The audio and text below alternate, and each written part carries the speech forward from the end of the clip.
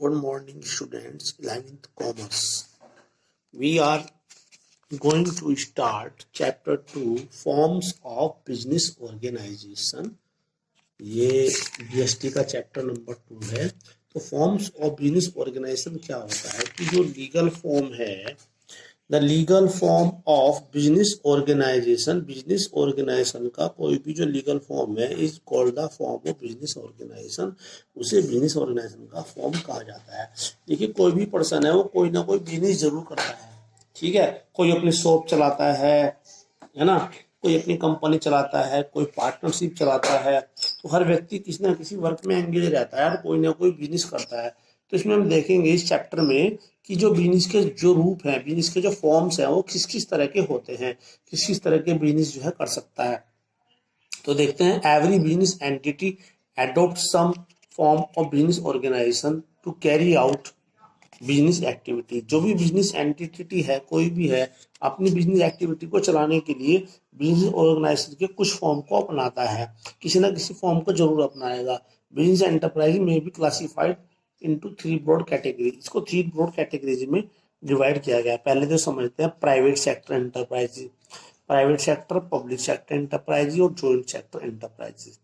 तो सबसे इसमें देखते हैं private sector enterprise. Private sector enterprises वो होता है जो फुल्ली प्राइवेट होता है, जिसमें जो है प्राइवेट पर्सन का ही कंट्रोल होता है, वही इसमें पैसा लगाता है और वही इसके प्रॉफिट और लॉस को बियर करता है। इसमें गवर्नमेंट का कोई इंटरफेयर नहीं होता है प्रॉफिट लॉस के बारे में। हाँ, ये है कि गवर्नमेंट को तो टैक्स देना पड़ता है, गवर्नमेंट को जो भी बिजनेस चलाएगा वो टैक्स देना पड़ेगा। तो देखो, private sector enterprise the business enterprise which are owned, controlled and manage by private individuals. मतलब ऐसा कोई भी बिजनेस एंटरप्राइज जो कि प्राइवेट व्यक्ति का होता है, कंट्रोल उसका होता है और मैनेज उसका होता है, are known as private sector enterprises. उसको प्राइवेट सेक्टर एंटरप्राइजेस बोला जाता है। ठीक है, तो these enterprises work with main motive of earning profit. ये इसका जो उनका जो बिजनेस, जो प्राइवेट एंटरप्राइजेस हैं, उनका जो मेन मोटिव होता है वो केवल प्रॉफिट अर्न करना होता है। ठीक है, पब्लिक वेलफेयर इतना नहीं होता है, प्रॉफिट अर्न करना होता है। इसमें कौन कौन से? रिलायंस इंडिया लिमिटेड है, Reliance India limited, Tata company, Birla company, Wipro, etc. तो प्राइवेट सेक्टर में क्या हुआ कि प्राइवेट सेक्टर हुआ कि जो कंट्रोल और मैनेज जो है प्राइवेट पर्सन के द्वारा होता है और जिनका मेन एम जो है प्रॉफिट अर्न करना होता है, जैसे रिलायंस, टाटा वगैरह। अब उसके बाद है public sector enterprise. Public sector जो एंटरप्राइजेज हैं, इनमें जो कंट्रोल होता है वो गवर्नमेंट का होता है। ठीक है, और इनका जो मेन एम प्रॉफिट अर्न ना होकर के पब्लिक वेलफेयर भी होता है। ठीक है, तो देखते हैं public sector enterprise the business enterprise which are owned, controlled and manage by the central and state government are known as public enterprise. वही पहले की तरीके से है, बस प्राइवेट की जगह यहाँ पर जो है सेंट्रल स्टेट गवर्नमेंट आ गया और ये पब्लिक सेक्टर एंटरप्राइज आ गया। These enterprises work with main motive of service. इनका जो मेन मोटिव जो है वो सर्विस प्रोवाइड कराना होता है, पब्लिक को सर्विस प्रोवाइड कराना या पब्लिक वेलफेयर के लिए काम करना। जैसे कि सेल है, Steel Authority of India Limited, GAIL है, ये है आपका गेल जो है Gas Authority of India Limited, LIC है, लाइफ इंश्योरेंस कॉरपोरेशन, BSNL है। तो ये है, ये जो है इनका मोटिव जो है सर्विस प्रोवाइड कराना होता है। वैसे प्रॉफिट अर्न करना भी होता है, लेकिन प्रॉफिट अर्न करना जो है सेकंड नंबर पे होता है, पहले पब्लिक को सर्विस प्रोवाइड कराना होता है। उसके बाद है joint sector enterprise. Joint sector वो सेक्टर होता है जिसमें कि प्राइवेट और गवर्नमेंट दोनों ही उसको चलाते हैं। लेकिन अब ज्यादातर जो जॉइंट सेक्टर के बिजनेस हैं वो प्राइवेट पर्सन के द्वारा ही चलाए जाते हैं, हालांकि इसमें गवर्नमेंट के बोर्ड ऑफ डायरेक्टर होते हैं। तो देखते हैं joint enterprises the business enterprises which are owned, controlled and managed jointly by private entrepreneur and government, जो कि प्राइवेट एंटरप्रेन्योर के द्वारा और गवर्नमेंट के द्वारा होते हैं। एंटरप्रेन्योर मीनिंग ये आपको ईपी मैंने एक्सप्लेन कर दिया है। In these enterprises day to day management lies in the hands of private entrepreneurs. ये प्राइवेट एंटरप्रेन्योर्स के हाथ में ही इनका जो है ना मैनेजमेंट हो रहा है। Where as government control and supervision by its members in board of directors, जैसे example Maruti Udyog limited, coaching refineries, तो इनमें जो है गवर्नमेंट के बोर्ड ऑफ डायरेक्टर होते हैं। अब उसके बाद है फॉर्म्स ऑफ प्राइवेट एंटरप्राइजेज। तो प्राइवेट एंटरप्राइज जो हमारे 3 टाइप्स आए थे ना पहले, प्राइवेट, पब्लिक, जॉइंट। तो अब सबसे पहले प्राइवेट सेक्टर। तो प्राइवेट सेक्टर में कौन कौन से होते हैं? सोल प्रोप्राइटरशिप होता है, joint in the family business होता है, पार्टनरशिप होता है, कोऑपरेटिव सोसाइटी होती है और कंपनी होती है। सोल प्रोप्राइटरशिप यानी कि सोल प्रोप्राइटर, वन ओनर। तो सोल प्रोप्राइटरशिप एक ऐसा बिजनेस होता है जिसको कि वन पर्सन के द्वारा ही कंट्रोल किया जाता है, उसके द्वारा ही मैनेज किया जाता है, वन पर्सन ही उसके प्रॉफिट एंड लॉस को बियर करता है। आपने जो है बहुत सी बार ये देखा होगा, छोटी सी कोई शॉप है उन पे प्रो लिखा होता है, pro, Raju pro, Khan pro. तो प्रो का मीन्स होता है प्रोप्राइटर यानी कि मालिक, स्वामी। ठीक है, तो देखते हैं sole proprietor, A business own, manage and control. ये 3 वर्ड इसमें चल रहे हैं पहले से ही। तो business own, manage and control by single individual, जो एक ऐसा बिजनेस जो है जिसको एक व्यक्ति के द्वारा, सिंगल इंडिविजुअल के द्वारा मैनेज किया जाता है, कंट्रोल किया जाता है, या उसी का वो होता है, is known as a sole proprietorship organisation. उसको जो है हम सोल प्रोप्राइटरशिप ऑर्गेनाइजेशन बोलते हैं। ठीक है, अब ये टॉपिक समझ लिया, ऐसे आप लिख लें कैसे। इसमें डेफिनेशन ये वाली कर लेना, जेएल सन वाली डेफिनेशन, ये कर वर्क कॉपी में करना है और लर्न करना है आपको। तो sole trader business is a type of business. जो सोल ट्रेडर बिजनेस है वो इस तरह का बिजनेस यूनिट है where one person is solely responsible, जहां पर एक ही व्यक्ति पूर्ण रूप से जो है जिम्मेदार, अकेला ही जिम्मेदार होता है for providing the capital provide कराने के लिए। तो सोल ट्रेडर जो है एक इस तरह का बिजनेस है जहां पर एक ही व्यक्ति जो है एकमात्र जिम्मेदार होता है कैपिटल प्रोवाइड करने, मतलब कैपिटल लगाने के लिए, फॉर बियरिंग रिस्क सहने के लिए, and for the management of business, और बिजनेस का मैनेजमेंट करने के लिए। तो जेएलएसएन की डेफिनेशन क्या कहते हैं एक बार देखते हैं। सोल ट्रेडर जो बिजनेस है वो इस तरह की बिजनेस यूनिट है, इस तरह का बिजनेस होता है जहां पर एक व्यक्ति जो है रेस्पॉन्सिबल होता है, एक व्यक्ति अकेले ही रेस्पॉन्सिबल होता है। किस किस काम के रेस्पॉन्सिबल होता है? प्रोवाइडिंग कैपिटल प्रोवाइड कराने के लिए, है ना, फॉर बियरिंग रिस्क बियर करने के लिए, फॉर मैनेजमेंट ऑफ बिजनेस, और बिजनेस का मैनेजमेंट करने के लिए। तो 3 पॉइंट है इसमें जो है, कैपिटल रेस्पॉन्सिबल होता है, रिस्क बियर करने के लिए होता है, बिजनेस का मैनेजमेंट करने के लिए होता है।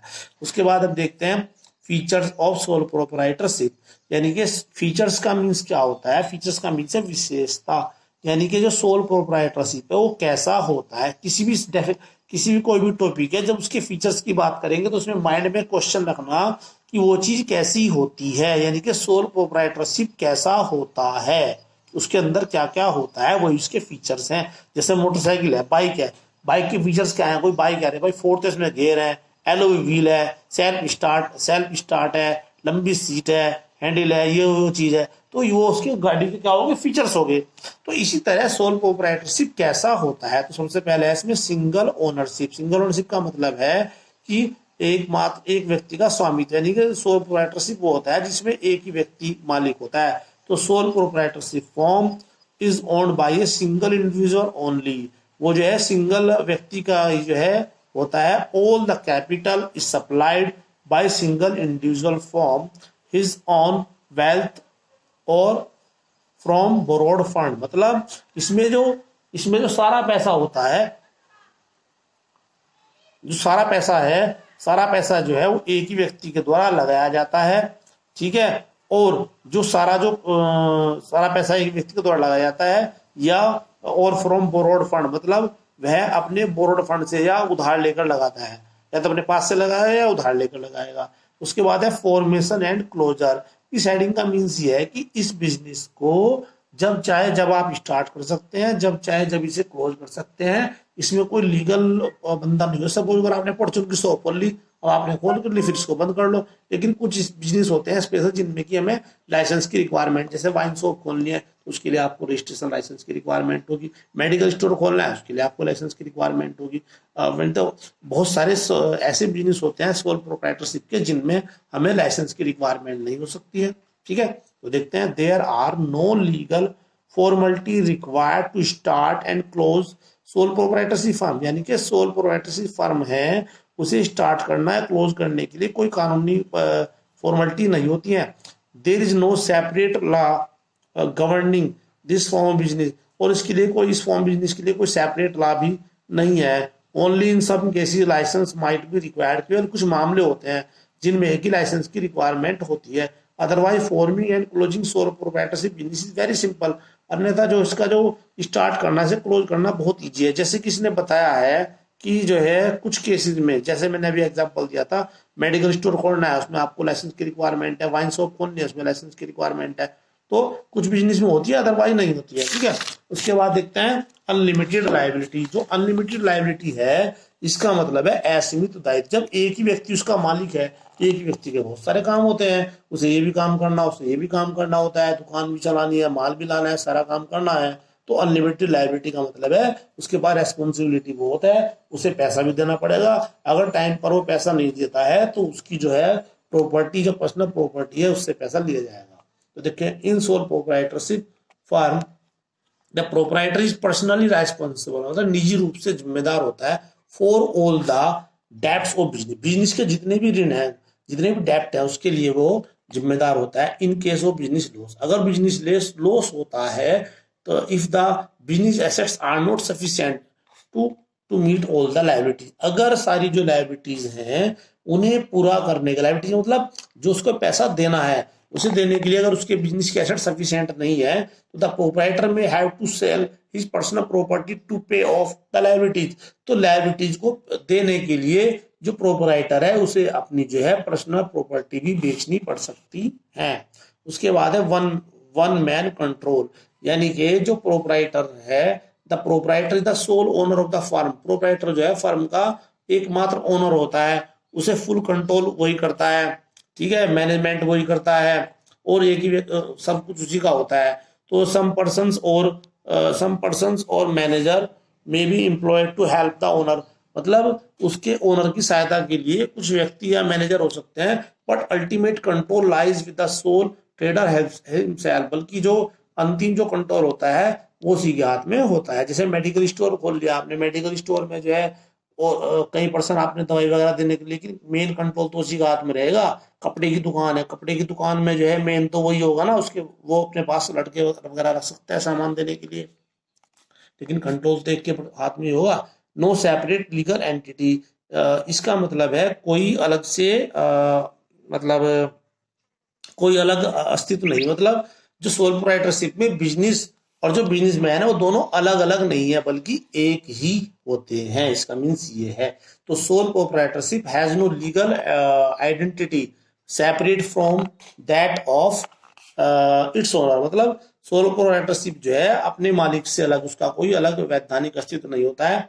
Law makes no difference between the owner and the enterprise, जो कानून है वह मालिक और जो एंटरप्राइज में अंतर पैदा नहीं करता। ठीक है, जबकि और फॉर्म में ऐसा होता है, अंतर होता है। Business and the owner exist together, business और जो ओनर है वो साथ साथ ही चलते हैं। मतलब कैसे, अगर कोई बिजनेसमैन है, उसे अगर कुछ होता है तो उसका बिजनेस, उसकी डेथ होती है तो उसका बिजनेस बंद हो जाता है। उसके बाद है lack of business continuity, business continuity की जो है कमी होना। Since business and the owner are so death, जो कह रहा कि चूंकि बिजनेस और जो ओनर है वो एक ही होते हैं, इसलिए डेथ, इंसॉल्वेंसी, अगर उसकी मृत्यु हो जाए या वो दिवालिया हो जाए, दिवालिया इंसॉल्वेंसी वो होती है जब जो एक पर्सन है is not the condition to pay the डेब्ट, मतलब वो डेब्ट पे करने कंडीशन में नहीं रहता है। इनकैपेसिटी ऐसा होती है, एलिमेंट को बीमारी वगैरह हो जाए, will have direct effect on the business, उसका बिजनेस पर डायरेक्ट इफेक्ट होता है। उसके बाद है स्मॉल साइज, यानी कि जो सोल प्रोप्राइटरशिप है जनरली स्मॉल साइज का होता है। ठीक है, the sole proprietorship firm operate on a very small scale as all the funds are arranged by one person. जो सारे फंड हैं वो एक ही व्यक्ति के द्वारा अरेंज किए जाते हैं. Total management and control lies with one person only. तो उसका जो टोटल मैनेजमेंट जो कंट्रोल है वो एक ही व्यक्ति के हाथ में होता है. ए soul trader can arrange limited funds. जो सोल ट्रेड है वो केवल लिमिटेड फंड ही अरेंज कर सकता है लिमिटेड मैनेजर एबिलिटी. उसमें मैनेजर एबिलिटी सीमित होती है. Therefore the scale of operation is generally limited. इसलिए जो उसका जो पैमाना होता है कार्य का वो लिमिटेड ही होता है. यानी कि जो एक व्यक्ति होता है उसमें मैनेजर एबिलिटी भी कम होती है, उसके पास फंड भी वो कम करें अरेंज कर सकता है. ठीक है, तो ये आपके फीचर्स हो गए. ठीक है, ये फीचर्स आप जो अपनी कॉपी में कर लेना. Okay, thank you. Good morning students, 11th commerce.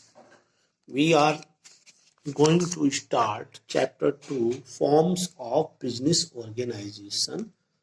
ये BST का चैप्टर नंबर 2 है. तो फॉर्म्स ऑफ बिजनेस ऑर्गेनाइजेशन क्या होता है कि जो लीगल फॉर्म है, the legal form of business organization, business organization का कोई भी जो लीगल फॉर्म है is called the form of business organisation.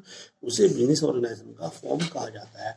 देखिए कोई भी पर्सन है वो कोई ना कोई बिजनेस जरूर करता है. ठीक है, कोई अपनी शॉप चलाता है ना, कोई अपनी कंपनी चलाता है, कोई पार्टनरशिप चलाता है. तो हर व्यक्ति किसी ना किसी वर्क में एंगेज रहता है और कोई ना कोई बिजनेस करता है. तो इसमें हम देखेंगे इस चैप्टर में कि जो बिजनेस के जो रूप हैं, बिजनेस के जो फॉर्म्स हैं वो किस किस तरह के होते हैं, किस किस तरह के बिजनेस जो है कर सकता है.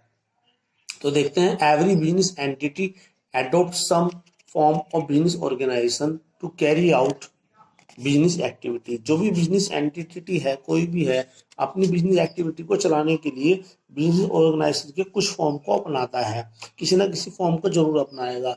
बिजनेस एंटरप्राइज में भी क्लासिफाइड इनटू 3 ब्रॉड कैटेगरी. इसको 3 ब्रॉड कैटेगरीज में डिवाइड किया गया है. पहले तो समझते हैं private sector enterprise, private sector, public sector enterprise और जॉइंट सेक्टर एंटरप्राइजेस. तो सबसे इसमें देखते हैं private sector enterprise. Private sector enterprises वो होता है जो फुल्ली प्राइवेट होता है, जिसमें जो है प्राइवेट पर्सन का ही कंट्रोल होता है, वही इसमें पैसा लगाता है और वही इसके प्रॉफिट और लॉस को बियर करता है. इसमें गवर्नमेंट का कोई इंटरफेयर नहीं होता है प्रॉफिट लॉस के बारे में. हाँ, ये है कि गवर्नमेंट को तो टैक्स देना पड़ता है. गवर्नमेंट को जो भी बिजनेस चलाएगा वो टैक्स देना पड़ेगा. तो देखो, private sector enterprise the business enterprise which are owned, controlled and manage by private individuals. मतलब ऐसा कोई भी बिजनेस एंटरप्राइज जो कि प्राइवेट व्यक्ति का होता है, कंट्रोल उसका होता है और मैनेज उसका होता है, are known as private sector enterprises. उसको प्राइवेट सेक्टर एंटरप्राइजेस बोला जाता है. ठीक है, तो these enterprises work with main motive of earning profit. ये इसका जो उनका जो बिजनेस, जो प्राइवेट एंटरप्राइजेज हैं, उनका जो मेन मोटिव होता है वो केवल प्रॉफिट अर्न करना होता है.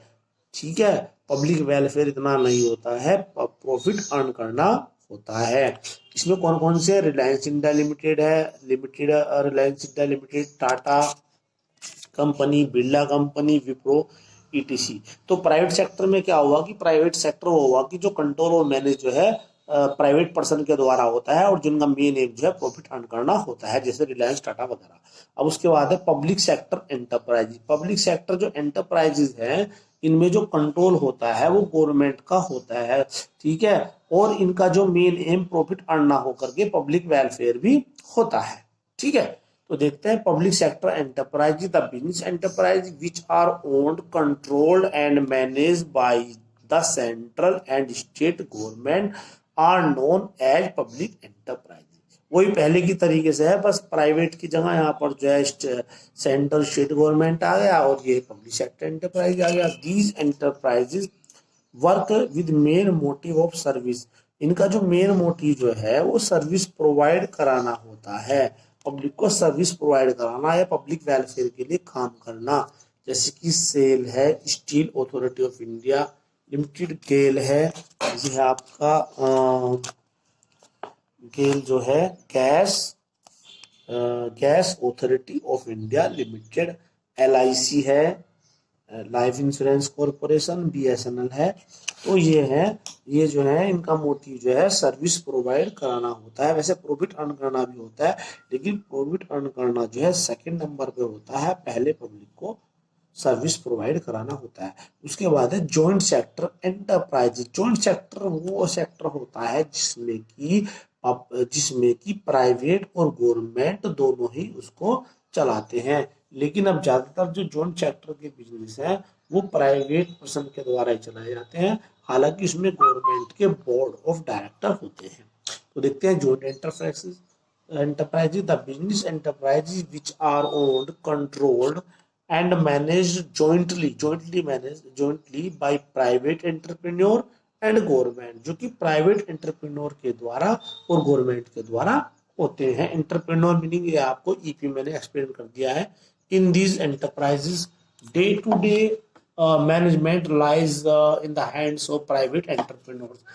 ये प्राइवेट एंटरप्रेन्योर्स के हाथ में ही इनका जो है ना मैनेजमेंट हो रहा है। Where as government control and supervision by its members in board of directors, जैसे example Maruti Udyog limited, coaching refineries. तो इनमें जो है गवर्नमेंट के बोर्ड ऑफ डायरेक्टर होते हैं। अब उसके बाद है फॉर्म्स ऑफ प्राइवेट एंटरप्राइजेज। तो प्राइवेट एंटरप्राइज जो हमारे 3 टाइप्स आए थे ना पहले, प्राइवेट, पब्लिक, जॉइंट। तो अब सबसे पहले प्राइवेट सेक्टर। तो प्राइवेट सेक्टर में कौन कौन से होते हैं? सोल प्रोप्राइटरशिप होता है, joint in the family business होता है, पार्टनरशिप होता है, कोऑपरेटिव सोसाइटी होती है और कंपनी होती है। सोल प्रोप्राइटरशिप यानी कि सोल प्रोप्राइटर, वन ओनर। तो सोल प्रोप्राइटरशिप एक ऐसा बिजनेस होता है जिसको कि वन पर्सन के द्वारा ही कंट्रोल किया जाता है, उसके द्वारा ही मैनेज किया जाता है, वन पर्सन ही उसके प्रॉफिट एंड लॉस को बियर करता है। आपने जो है बहुत सी बार ये देखा होगा, छोटी सी कोई शॉप है उन पे प्रो लिखा होता है, pro, Raju pro, Khan pro. तो प्रो का मीन्स होता है प्रोप्राइटर यानी कि मालिक, स्वामी। ठीक है, तो देखते हैं sole proprietor, A business own, manage and control. ये 3 वर्ड इसमें चल रहे हैं पहले से ही। तो business own, manage and control by single individual, जो एक ऐसा बिजनेस जो है जिसको एक व्यक्ति के द्वारा, सिंगल इंडिविजुअल के द्वारा मैनेज किया जाता है, कंट्रोल किया जाता है, या उसी का वो होता है, is known as a sole proprietorship organisation. उसको जो है हम सोल प्रोप्राइटरशिप ऑर्गेनाइजेशन बोलते हैं। ठीक है, अब ये टॉपिक समझ लिया, ऐसे आप लिख लें कैसे। इसमें डेफिनेशन ये वाली कर लेना, JL हसन वाली डेफिनेशन, ये वर्क कॉपी में करना है और लर्न करना है आपको। तो sole trader business is a type of business. जो सोल ट्रेडर बिजनेस है वो इस तरह का बिजनेस यूनिट है where one person is solely responsible, जहां पर एक ही व्यक्ति पूर्ण रूप से जो है जिम्मेदार, अकेला ही जिम्मेदार होता है for providing the capital provide कराने के लिए। तो सोल ट्रेडर जो है किस तरह का बिजनेस है जहां पर एक ही व्यक्ति जो है एकमात्र जिम्मेदार होता है कैपिटल प्रोवाइड करने, मतलब कैपिटल लगाने के लिए, फॉर बियरिंग रिस्क सहने के लिए, and for the management of business, और बिजनेस का मैनेजमेंट करने के लिए। तो JLSN की डेफिनेशन क्या कहते हैं एक बार देखते हैं। सोल ट्रेडर जो बिजनेस है वो इस तरह की बिजनेस यूनिट है, इस तरह का बिजनेस होता है जहां पर एक व्यक्ति जो है रेस्पॉन्सिबल होता है, एक व्यक्ति अकेले ही रेस्पॉन्सिबल होता है। किस किस काम के रेस्पॉन्सिबल होता है? प्रोवाइडिंग कैपिटल प्रोवाइड कराने के लिए, है ना, फॉर बियरिंग रिस्क बियर करने के लिए, फॉर मैनेजमेंट ऑफ बिजनेस, और बिजनेस का मैनेजमेंट करने के लिए। तो 3 पॉइंट है इसमें जो है, कैपिटल रेस्पॉन्सिबल होता है, रिस्क बियर करने के लिए होता है, बिजनेस का मैनेजमेंट करने के लिए होता है। उसके बाद अब देखते हैं फीचर्स ऑफ सोल प्रोप्राइटरशिप, यानी कि फीचर्स का मीन्स क्या होता है? फीचर्स का मीन्स है विशेषता, यानी कि जो सोल प्रोप्राइटरशिप है वो कैसा होता है। किसी भी कोई भी टॉपिक है, जब उसके फीचर्स की बात करेंगे तो उसमें माइंड में क्वेश्चन रखना कि वो चीज कैसी होती है, यानी कि सोल प्रोप्राइटरशिप कैसा होता है, उसके अंदर क्या क्या होता है, वही उसके फीचर्स हैं। जैसे मोटरसाइकिल है, बाइक के फीचर्स क्या है? कोई बाइक है भाई, 4th इसमें गियर है, एलओवी व्हील है, सेल्फ स्टार्ट है, लंबी सीट है, हैंडल है, ये वो चीज है। तो ये उसके गाड़ी के क्या हो गए? फीचर्स हो गए। तो इसी तरह सोल प्रोप्राइटरशिप कैसा होता है? तो सबसे पहले है इसमें सिंगल ओनरशिप। सिंगल ओनरशिप का मतलब है कि एक व्यक्ति का स्वामित्व, यानी कि सोल प्रोप्राइटरशिप वो होता है जिसमें एक ही व्यक्ति मालिक होता है। तो sole proprietorship form is owned by a single individual only, वो जो है सिंगल व्यक्ति का ही जो है होता है। All the capital is supplied by single individual form his on wealth और फ्रॉम बोरोड फंड, मतलब इसमें जो सारा पैसा होता है,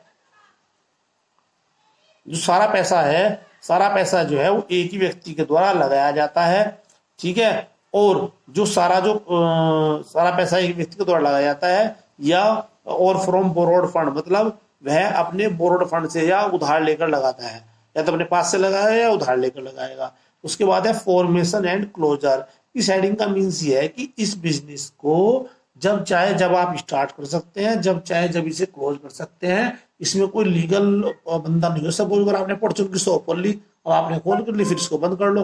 लेकिन कुछ बिजनेस होते हैं स्पेशल जिनमें कि हमें लाइसेंस की रिक्वायरमेंट, जैसे वाइन शॉप खोलनी है तो उसके लिए आपको रजिस्ट्रेशन लाइसेंस की रिक्वायरमेंट होगी। मेडिकल स्टोर खोलना है उसके लिए आपको लाइसेंस की रिक्वायरमेंट होगी। तो बहुत सारे ऐसे बिजनेस होते हैं सोल प्रोप्राइटरशिप के जिनमें हमें लाइसेंस की रिक्वायरमेंट नहीं हो सकती है, ठीक है।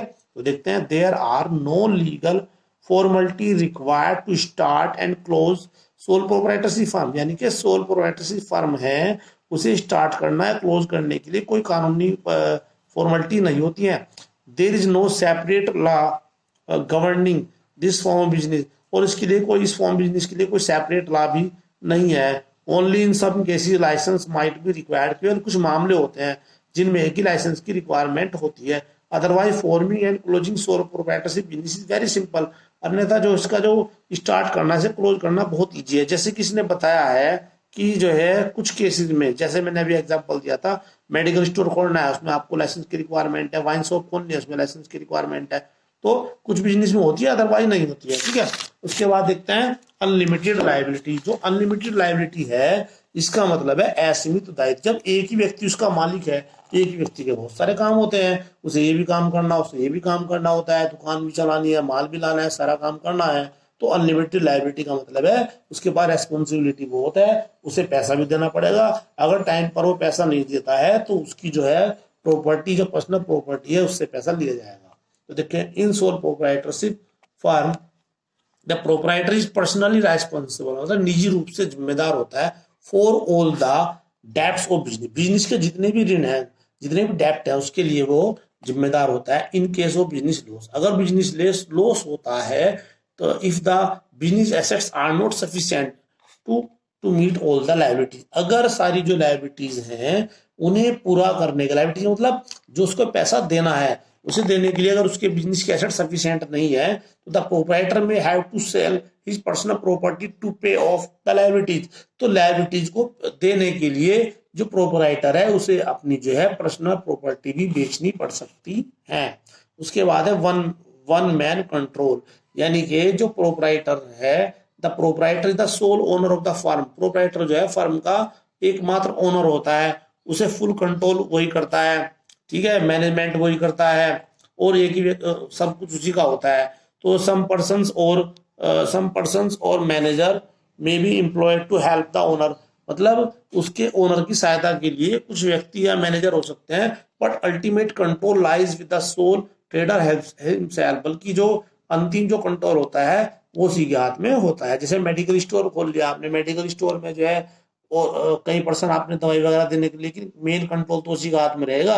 कपड़े की दुकान है, कपड़े की दुकान में जो है मेन तो वही होगा ना, उसके वो अपने पास लड़के वगैरह रख सकता है सामान देने के लिए, लेकिन कंट्रोल तो एक के हाथ में होगा। नो सेपरेट लीगल एंटिटी, इसका मतलब है कोई अलग से मतलब कोई अलग अस्तित्व नहीं, मतलब जो सोल प्रोप्राइटरशिप में बिजनेस और जो बिजनेसमैन है वो दोनों अलग अलग नहीं है, बल्कि एक ही होते हैं। इसका मीन्स ये है। तो sole proprietorship has no legal identity separate from that of its owner, मतलब सोल प्रोप्राइटरशिप जो है अपने मालिक से अलग, उसका कोई अलग वैधानिक अस्तित्व नहीं होता है। Law makes no difference between the owner and the enterprise, जो कानून है वह मालिक और जो एंटरप्राइज में अंतर पैदा नहीं करता, ठीक है, जबकि और फॉर्म में ऐसा होता है, अंतर होता है। Business and the owner exist together, business और जो ओनर है वो साथ साथ ही चलते हैं। मतलब कैसे, अगर कोई बिजनेसमैन है, उसे अगर कुछ होता है तो उसका बिजनेस, उसकी डेथ होती है तो उसका बिजनेस बंद हो जाता है। उसके बाद है lack of business continuity, business continuity की जो है कमी होना। Since business and the owner are so death, जो कह रहा कि चूंकि बिजनेस और जो ओनर है वो एक ही होते हैं, इसलिए डेथ, इंसॉल्वेंसी, अगर उसकी मृत्यु हो जाए या वो दिवालिया हो जाए, दिवालिया इंसॉल्वेंसी वो होती है जब जो एक पर्सन है is not the condition to pay the डेब्ट, मतलब वो डेब्ट पे करने कंडीशन में नहीं रहता है। इनकैपेसिटी ऐसा होती है, एलिमेंट को बीमारी वगैरह हो जाए, will have direct effect on the business, उसका बिजनेस पर डायरेक्ट इफेक्ट होता है। उसके बाद है स्मॉल साइज, यानी कि जो सोल प्रोप्राइटरशिप है जनरली स्मॉल साइज का होता है, ठीक है। तो the sole proprietorship form operate on a very small scale as all the funds are arrange by one person, जो सारे फंड हैं वो एक ही व्यक्ति के द्वारा अरेंज किए जाते हैं। Total management and control lies with one person only, तो उसका जो टोटल मैनेजमेंट जो कंट्रोल है वो एक ही व्यक्ति के हाथ में होता है। ए soul trader can arrange limited funds, जो सोल ट्रेड है वो केवल लिमिटेड फंड ही अरेंज कर सकता है लिमिटेड मैनेजर एबिलिटी, उसमें मैनेजर एबिलिटी सीमित होती है। Therefore the scale of operation is generally limited, इसलिए जो उसका जो पैमाना होता है कार्य का वो लिमिटेड ही होता है। यानी कि जो एक व्यक्ति होता है उसमें मैनेजरेबिलिटी भी कम होती है, उसके पास फंड भी वो कम करें अरेंज कर सकता है, ठीक है। तो ये आपके फीचर्स हो गए, ठीक है। ये फीचर्स आप जो अपनी कॉपी में कर लेना। Okay, thank you.